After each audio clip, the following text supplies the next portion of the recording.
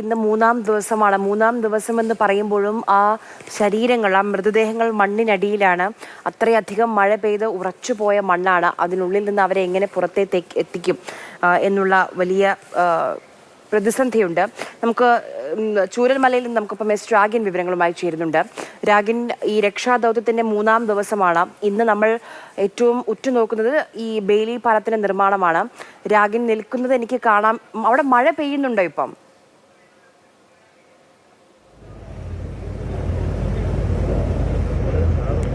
ഇവിടെ പുലർച്ചെ ഇപ്പോൾ മഴ പെയ്യുന്നുണ്ട്. എന്തായാലും ആ ദൃശ്യങ്ങളാണ് നമുക്കിപ്പോൾ കാണാൻ കഴിയുന്നത്.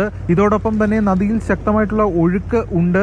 അതോടൊപ്പം ബെയിലി പാലത്തിന്റെ നിർമ്മാണം പുരോഗമിച്ചുകൊണ്ടിരിക്കുകയാണ്. എത്രയും വേഗം തീർപ്പാക്കാനാണ്, അല്ലെങ്കിൽ എത്രയും വേഗം തീർക്കാനാണ് ഇപ്പോൾ ലക്ഷ്യമിടുന്നത്. അതിന്റെ ജോലികൾ ദ്രുതഗതിയിൽ മുന്നോട്ട് നീക്കുന്നു. കാരണം ഈ പാലം സജ്ജമായി കഴിഞ്ഞാൽ മാത്രമേ തൊട്ടപ്പുറത്തുള്ള മുണ്ടക്കൈ ഭാഗത്തേക്ക് സുഗമമായി പോകാൻ കഴിയുകയുള്ളൂ. മാത്രമല്ല JCB ഉൾപ്പെടെയുള്ള സംവിധാനങ്ങൾ കൂടുതലായി അവിടെ എത്തിക്കേണ്ടതായിട്ടുണ്ട്.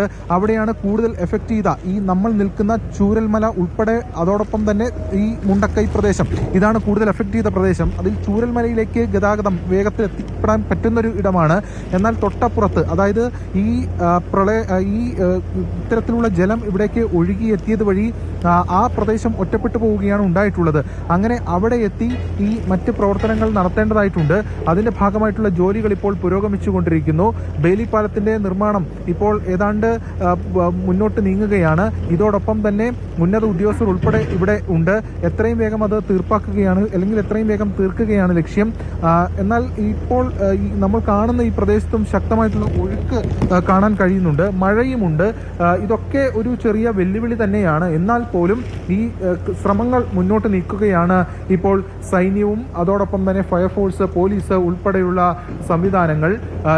ഇവിടെ കൂടുതൽ പേർ കഴിഞ്ഞ ദിവസം ഉൾപ്പെടെ വ്യക്തമാക്കിയിരുന്നത്, പലരും പറഞ്ഞിരുന്നത്, ഒരുപാട് പേർ അവിടെ കാണാതായിട്ടുണ്ട്, മണ്ണിനടിയിൽപ്പെട്ട് പോയിട്ടുണ്ട് എന്നതാണ്. അപ്പോൾ ആ പ്രദേശത്തേക്ക് എത്തേണ്ടതായിട്ടുണ്ട്. ആ പ്രദേശത്തേക്ക് എത്തി ഈ കാര്യങ്ങൾ, ഈ ജോലികൾ ക്രമീകരിക്കേണ്ട എന്നതാണ് ലക്ഷ്യം. അതിന്റെ ഭാഗമായിട്ടുള്ള ജോലികളാണ് ഇപ്പോൾ നടന്നുകൊണ്ടിരിക്കുന്നത്. നമ്മളിപ്പോൾ ഈ ദൃശ്യങ്ങളിൽ തന്നെ കാണാം, ശക്തമായിട്ടുള്ള ഒഴുക്ക് ഈ മേഖലയിൽ ഉണ്ട്.